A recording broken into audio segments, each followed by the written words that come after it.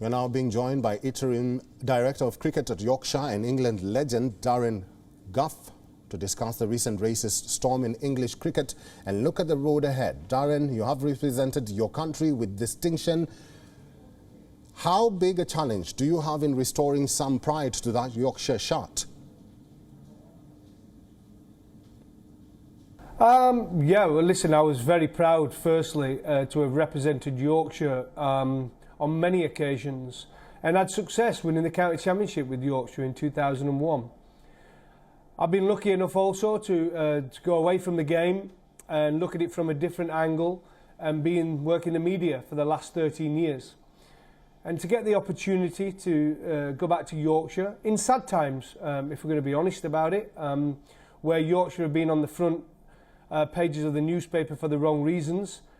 We've now got an opportunity to grow with our members, our players, our board, and make it an example where other clubs can look at and think that's the way to run a cricket club. Because, as I said to you, we've been on the wrong end of it for the last 12 months, on the front end of pages for the wrong reasons.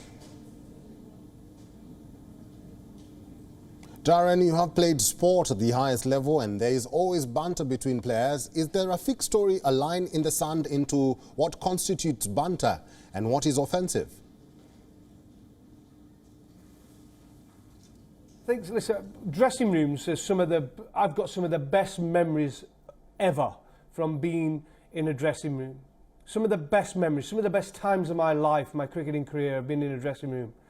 But also a dressing room is a brutal place as well, and there's a lot of name calling, trying to make people laugh, some people feeling uncomfortable, and I think there is times where you probably don't understand the effect it has on an individual. And I think it's time now for people, especially dressing rooms in all sports, not just cricket, to actually think about what they're actually saying and how it actually hurts someone individually. And I think that's the biggest lesson we can all learn from what's gone on in the last 12 months. And that's definitely something we'll be looking at Yorkshire with our coaching staff and our players who have got an understanding, and we are being educated on what is acceptable and what is not acceptable within a dressing room environment. Otis Gibson is on board as head coach, and it's a powerful statement of intent from the county as well. How are you approaching the rebuilding project, especially the dressing room that has left or has felt the brunt of what the club faced?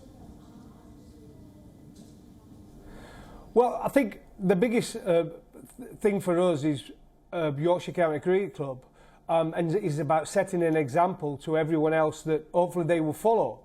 Because cricket, especially in the UK, has always been an environment where it's been comfortable. Once you're in, you go through the system, whether you're a junior player, senior player, coach, director of cricket, so on, so on, so on. And it's been a very friendly place where a lot of jobs throughout the county system have been given to friends. But what we are setting is, but you show you've got good governance and you go about the right process in employ someone, you'll get the right outcome. And what I'm proud about in the short time I've been at Yorkshire, in 3 months since I've been there, is that all our process has been right. We went through a sifting process, we went through an interview process. There was people that have got lots of international caps, lots of international wickets, lots of international runs, applied for jobs, but they didn't get an interview because they didn't have the job specification you needed to apply for that role. And that's the way it should be. And we have ended up getting the right people who deserve the job. Otis Gibson is a fantastic appointment. He had a great interview, a great CV. He's got great experience from coaching at international level, head coach of West Indies and South Africa, bowling coach of Bangladesh, bowling coach of England, and played the county game for many, many years. So we were very lucky to have someone of his CV to apply for the role as head coach, and he has been magnificent since he joined the club on 1st of March. Well, Darren Gough, one of the big takeaways for the world was that English cricket is institutionally racist. How does English cricket restore its credibility after such a damning indictment? Well, I think we are restoring that credibility. We only have to look at the resolutions that were passed with Lord Patel only last week. The members, since I come back to the club and Lord Patel's been involved, have been hugely supportive. And if you look at the votes, all three passed with an 85% win. We're all going in the same direction. We all want to improve as a cricket club. We want to make it an example to the rest of the country to follow.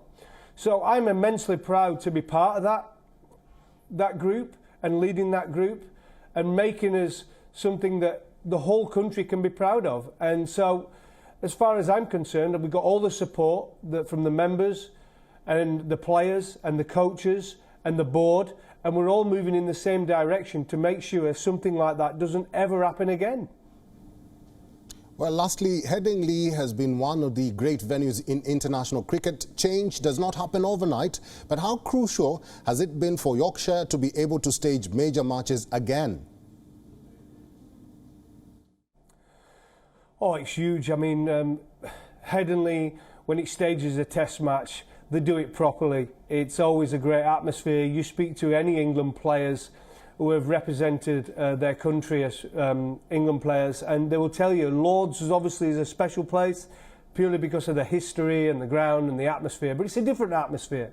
You look at the two stadiums that create almost like a football environment, a great atmosphere, lots of singing, lots of fancy dress, and that is Edgbaston and that is Headingley. And Headingley, when I was growing up, I was 11 years old, and Ian Botham in the 81 Ashes, it's still talked about to this day.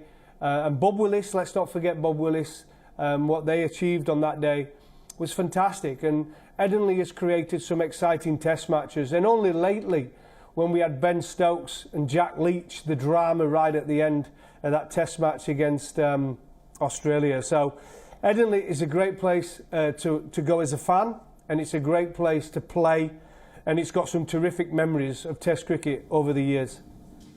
Well, thank you a lot for your time, Darren Gough, and hopefully English cricket will get their house in order. Thank you.